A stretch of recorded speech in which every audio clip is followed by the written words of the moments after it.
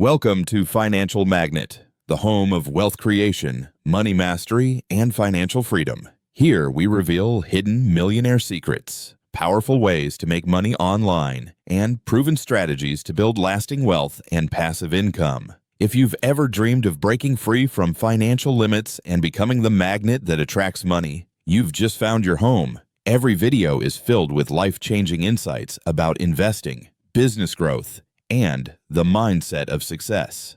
The kind of knowledge that can completely transform your financial future. So make sure you watch this video till the very end, because what you're about to learn could unlock real wealth, freedom, and abundance beyond your imagination. And before we begin, don't forget to subscribe to the channel, drop a comment, hit the like button, and share this video so more people can discover these hidden financial truths. This is Financial Magnet, where your journey to wealth truly begins. Now let's dive into the video.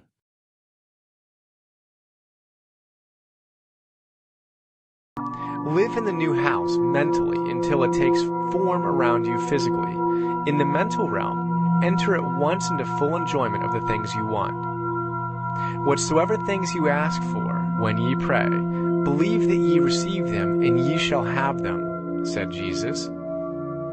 See the things you want as if they were actually around you all the time. See yourself as owning and using them. Make use of them in imagination.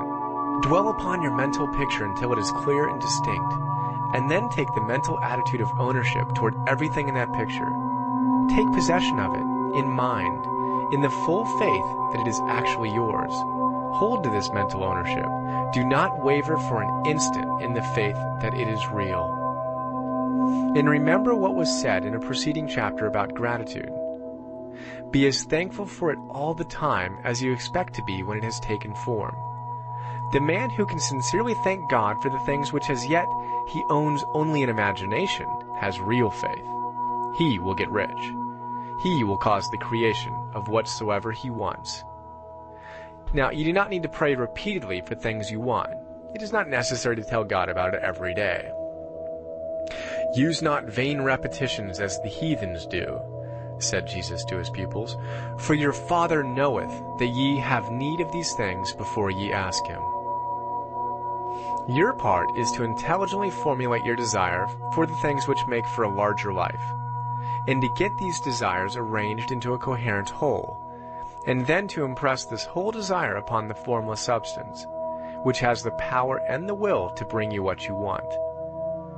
You do not make this impression by repeating strings of words. You make it by holding the vision with unshakable purpose to attain it, and with steadfast faith that you will attain it. The answer to prayer is not according to your faith while you are talking, but according to your faith while you are working. You cannot impress the mind of God by having a special Sabbath day set apart to tell him what you want, and then forgetting him during the rest of the week. You cannot impress him by having special hours to go into your closet and pray, if you then dismiss the matter from your mind until the hour of prayer comes again. Oral prayer is well enough and has its effect, especially upon yourself, in clarifying your vision and strengthening your faith. But it is not your oral petitions which get you what you want. In order to get rich, you do not need a sweet hour of prayer. You need to pray without ceasing. And by prayer, I mean holding steadily to your vision with the purpose to cause its creation into solid form, and the faith that you are doing so. Believe that ye receive them. The whole matter turns on receiving, once you have clearly formed your vision. When you have formed it, it is well to make an oral statement addressing the Supreme in reverent prayer, and from that moment you must, in mind, receive what you ask for. Live in the new house. Wear the fine clothes, ride in the automobile, go on the journey, and confidently plan for greater journeys. Think and speak of all the things you have asked for in terms of actual present ownership. Imagine an environment and a financial condition exactly as you want them, and live all the time in that imaginary environment and financial condition. Mind, however, that you do not do this as a mere dreamer and castle builder. Hold to the faith that the imaginary is being realized, and to the purpose to realize it. Remember that it is faith and purpose in the use of the imagination which make the difference between the scientist and the dreamer. And having learned this fact, it is here that you must learn the proper use of the will. Chapter 9. How to use the will.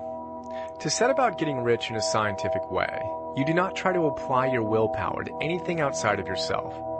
You have no right to do so anyway.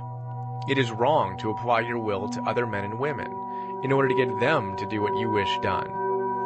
It is as flagrantly wrong to coerce people by mental power as it is to coerce them by physical power. If compelling people by physical force to do things for you reduces them to slavery, compelling them by mental means accomplishes exactly the same thing. The only difference is in methods. If taking things from people by physical force is robbery, then taking things by mental force is robbery also. There is no difference in principle.